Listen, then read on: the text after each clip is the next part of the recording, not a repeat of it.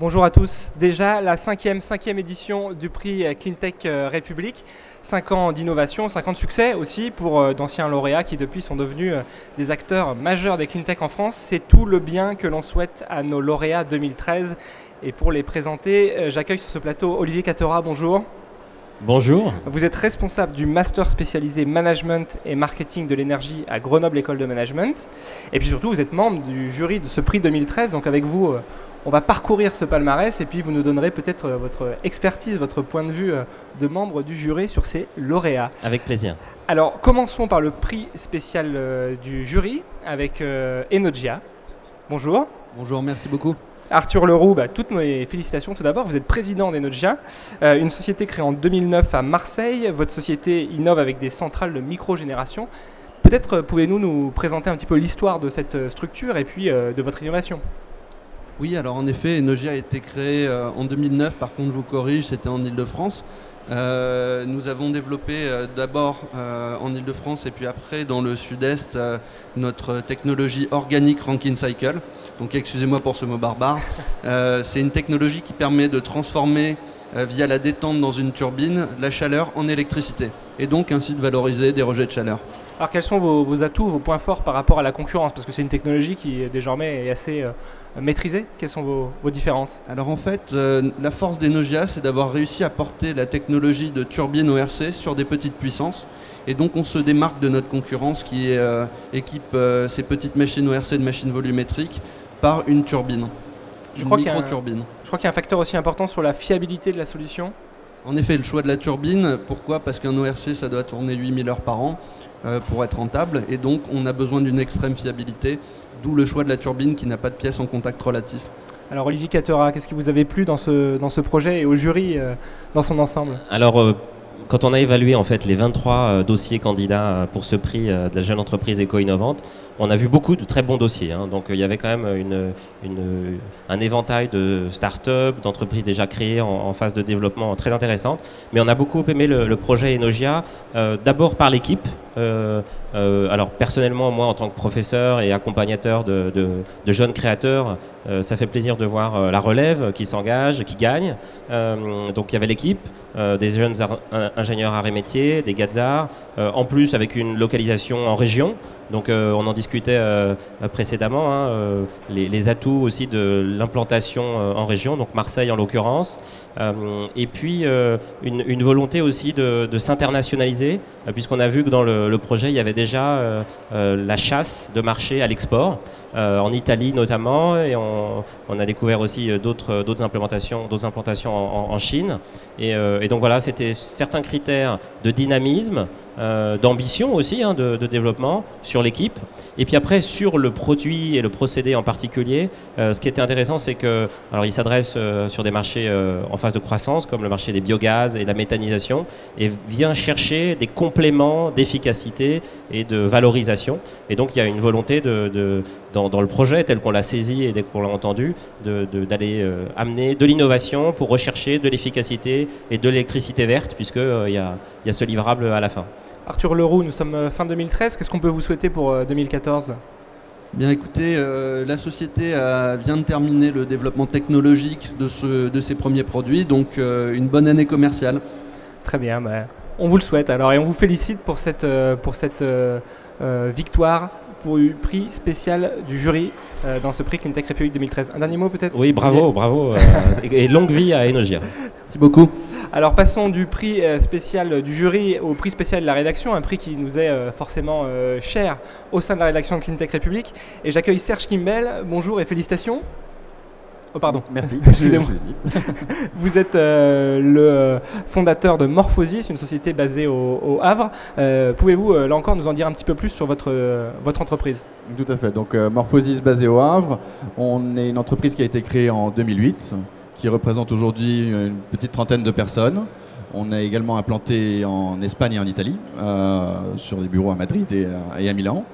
On a réussi à avoir une croissance relativement rapide sur le secteur de l'extraction des métaux précieux issus des déchets électriques et électroniques, de par des process qu'on a mis en place, qui nous permettent d'affiner ces métaux jusqu'aux dernières étapes, chose qui n'existe pas ou qui n'existe plus, en tout cas en France. Alors quels sont ces métaux que vous On parle d'or, argent, palladium, cuivre.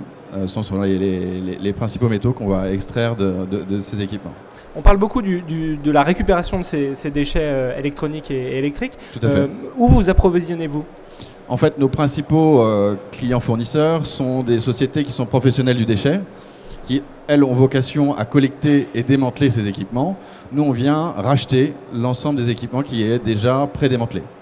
On s'adresse également à les industries dont les équipements électriques et électroniques sont le cœur métier, les industries télécom, sur lesquelles on peut proposer des solutions globales à ces entreprises qui va englober la partie collecte et démantèlement et la partie valorisation, voire même restitution de la matière pour la réincorporer dans leurs produits. Alors à partir du Havre, vous couvrez toute la France ? On couvre toute la France, on couvre une partie de l'Europe, on couvre également depuis peu d'autres pays au Moyen-Orient, par exemple le Liban, l'Arabie Saoudite, depuis lesquels on importe des déchets électriques et électroniques sur le Havre. Olivier Cattera, ce secteur du recyclage, il est un petit peu dans l'air du temps avec toutes les notions d'économie circulaire. C'était un point important dans ce choix du jury pour ce prix spécial de la rédaction ? Oui, on a beaucoup aimé la qualité professionnelle en fait, de la proposition de valeur et de la présentation de la société. Il y avait ce même élément aussi de dynamisme en région qui fait bouger la France, des équipes compétentes, d'expertise, jeunes et dynamiques. Donc c'est des messages encourageants dans la période actuelle de voir des entrepreneurs qui se lancent, qui grandissent et puis qui ont une vision large de leur marché. Donc ça, c'était des points importants, la taille, l'activité, les marchés internationaux et la thématique, bien sûr, de recyclage, de valorisation des déchets et pas seulement des déchets ménagers, mais là, on est sur des déchets vraiment spécifiques. Ça me faisait penser à une start-up de la région grenobloise qui s'appelle Recupil, qui gère de valorisation de batteries sur un créneau particulier. Et on voit qu'il y a des acteurs qui arrivent à se positionner à côté des grands, que ce soit Veolia ou Suez Environnement, qui proposent des approches innovantes, responsables et qui créent de la valeur dans nos régions. Donc c'était des très bons éléments. Justement, peut-être dans cet écosystème, quels seront les facteurs de réussite de Morphosis dans les prochaines années, Écoutez, là on vient d'aboutir, je dirais, à un gros programme R&D qui s'est concrétisé par la création d'un deuxième site de production. On a d'autres programmes R&D, on espère que ces derniers vont aboutir de la même manière. Bon, eh bien, bon vent et puis encore félicitations pour ce prix spécial de la rédaction. Bravo à vous et à toute l'équipe de Morphosis. Merci à vous. L'heure est venue de nous intéresser au Grand Prix de cette 5e édition. Fin du suspense, c'est donc la société Boostit qui s'impose cette année. Bravo, bonjour, félicitations. Je ne sais pas par quoi commencer, Luc Jacquet. Merci. Le bravo va très bien, effectivement. On est très content d'avoir obtenu ce prix. Alors pour vous parler de Boostit en quelques mots, cette entreprise a été constituée en 2011 suite à un travail de recherche mené par mon associé Jean-Marc Geoffroy sur une période de 6 années pour arriver à l'innovation effectivement qui sous-tend l'ensemble de l'entreprise. Alors cette innovation, ce sont des générateurs de chaleur innovants, c'est ça, pour faire très simple ? Oui, tout à fait. On réalise la fusion entre deux technologies existantes, la chaudière qui a une efficacité à peu près parfaite et la pompe à chaleur. Et donc, au travers de cette fusion technologique, on profite du pouvoir calorifique du combustible, non pas pour dégrader l'énergie et l'amener vers les radiateurs, mais bien pour réaliser une compression thermique, ce qui est l'élément actif de base d'un cycle de pompe à chaleur. Alors ça, c'est pour la technique. En termes de consommation, qu'est-ce que ça donne ? Quel gain on peut espérer ? Alors, on va aller vers une division par deux de la consommation des chaudières dans le cadre d'une application qui serait celle d'une maison individuelle chauffée au travers d'un plancher chauffant et qui réaliserait la production de son eau chaude sanitaire au travers de cet apport de chaleur par ce système innovant. Ça veut dire que vous visez uniquement le marché des maisons individuelles ou vous visez aussi les bâtiments de logements plus importants, bâtiments tertiaires peut-être ? Alors notre première approche était tournée effectivement vers les maisons individuelles en rénovation, mais également pour les nouvelles installations. On vient de monter avec GDF Suez, l'école des mines d'Albi, une réponse à l'appel à projet 17 du Fonds unique interministériel. On en aura la réponse dans quelques mois, avec pour volonté d'aller vers une industrialisation dans le cadre de ce consortium de notre technologie. Et parallèlement à cela, on adresse le marché plus important du tertiaire aujourd'hui au travers d'un appel à projet que l'on va déposer dans quelques semaines pour le mois de janvier au niveau de l'ADEME cette fois-ci, et avec le LATEP qui est notre laboratoire de référence sur ces sujets. Il y a un point qui était étonnant dans votre dossier, c'est aussi celui de la commercialisation. Je crois que vous réfléchissez à changer un petit peu les normes de commercialisation sur ce secteur. Oui, tout à fait. Alors, la réflexion vient effectivement de la chaîne de valeur qui existe dans ce métier et qui empile un certain nombre de marges. Notre réflexion sur ce sujet, c'est qu'une innovation n'a de valeur que si elle arrive sur le marché effectivement. Donc, pour l'amener vers le marché, il ne faut pas la limiter à une tranche de quelques pourcents de la population qui sont en capacité de réfléchir à des logiques d'investissement et de retour sur investissement, mais effectivement d'essayer d'atteindre le plus grand public. Pour réaliser cela, notre idée est de pousser un nouveau modèle économique qui s'appelle Energy as a Service, qui aurait pour accroche la volonté d'amener gratuitement ou pour une très faible location chez le consommateur cette technologie. En échange d'un abonnement, hein, c'est ça? En échange d'un abonnement de base qui couvrirait principalement l'entretien de la chaudière, mais l'essentiel de la technologie serait payé par l'efficacité énergétique générée par le produit. Donc le consommateur verrait sa facture baisser quelque peu les premières années et de manière plus conséquente ensuite. Durant ces premières années, en fait, c'est l'économie d'énergie qui payerait la nouvelle technologie mise en place. Je me trompe ou c'est une formule qui rappelle un peu celle de la téléphonie par exemple? Alors, c'est une rupture qui est de même nature, je pense. Effectivement, on a vu un grand acteur arriver dans le monde de la téléphonie et effectivement réaliser une vraie cassure de ce marché qui a amené le consommateur à bénéficier de manière très intéressante de services à plus bas coût, en revoyant complètement effectivement le modèle économique. On payait chacune de nos consommations précédemment, aujourd'hui on paye un abonnement. Je pense qu'il y a capacité à mettre en place dans chacun des pays d'Europe un opérateur de cette nature-là qui lui aussi deviendrait un acteur gratuit de l'énergie. Olivier Catterin, un dossier innovant sur la technologie et puis aussi sur le volet commercial. Oui, on parle de business model, de modèle d'affaires, et c'est vrai que c'était la force du projet Boost It, à la fois donc mixé et innové par les technologies sur les chaudières et les pompes à chaleur, et aussi dans la phase de commercialisation. Ce qui a vraiment plu au jury, c'est aussi la qualité professionnelle de la proposition. C'est-à-dire que dans les prix qui ont été proposés ici, on a une excellence opérationnelle et technologique, mais aussi une vraie culture commerciale et marketing pour accompagner l'innovation technologique vers le marché.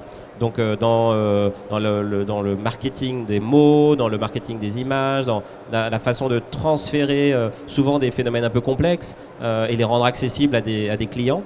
Et on sent qu'il y a une grande maturité dans les prix qui ont été rendus aujourd'hui. Donc dans les membres du jury, il y avait des partenaires comme Alcimed, BPI France, ID Invest, Oui Demain et Sinova. Et Grenoble École Management était très content aussi de pouvoir prendre part, évaluer ces dossiers et valoriser les entrepreneurs d'aujourd'hui et de demain. Luc Jacquet, je vais peut-être vous poser la même question qu'à vos voisins. Quelles sont les prochaines étapes pour Boost It après ce succès dans le prix Cleantech République, bien sûr? Oui.